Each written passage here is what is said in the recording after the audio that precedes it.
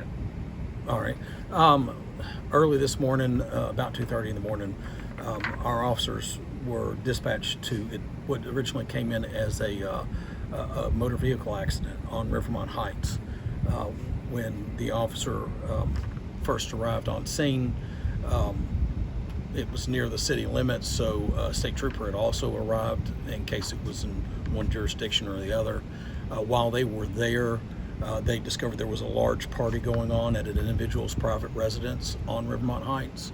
And also while they're there looking for the car accident, the officers heard several gunshots ring out, to which prompted them to call in additional personnel that were in other areas investigating another case. And while they were there out on Rivermont Heights, they discovered that one person had been shot, and that young person was transported to Sova, Martinsville, where she succumbed to her injuries. They later received word of a second victim that had a grazed gunshot wound that was also taken to the hospital. She was treated and released. The investigators are still working the case. It's still an active investigation. Our investigators have been working all night on this, and that's really about all the information we can give at this time. There was a release that you sent out that said that at least 2 shooters. Is that what you still think? So yes. I really can't give much more information, but there was more than one type of bullet casing. And apparently there had been a fight at that location among several people. So I'm thinking that in the fight, people started pulling guns and started shooting. So no arrests have been made. What about persons of interest? No, none that we can release at this time. We've got a very large number of people that we're interviewing. This was a very large gathering, probably in excess of 100 people. Were the damaged vehicles related to the shooting in any way, or were they separate? I believe that those were damaged as a result of people trying to flee the area.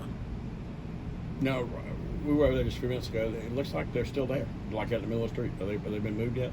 I don't know as of right this minute if they have. They were there a few minutes ago. They were still. The process of measuring and mapping and gathering evidence, unfortunately, it's quite slow. But in order to be accurate, it requires detailed measurements, and so we're dealing with an area that is both indoor and outdoor. So it's going to take some time to get everything cleared up. We know recently there's been a lot of problems at night, nightclubs, and now these parties going on with people getting shot and so forth.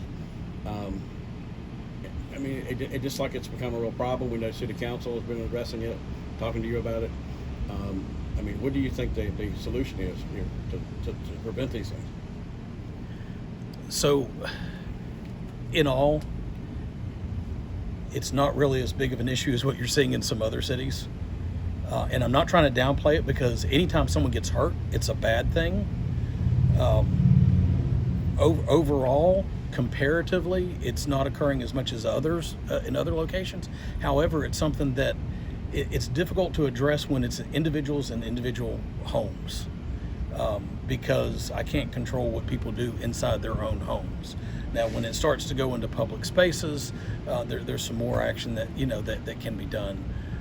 But I'm gonna tell you, Martinsville is a safe place to live, and when you're looking at overall things, there are times that one person will see something in the news because we're a small community. It's big news. It is. It's big news. But at the same time, comparatively, that same story wouldn't be done again if it was in another location.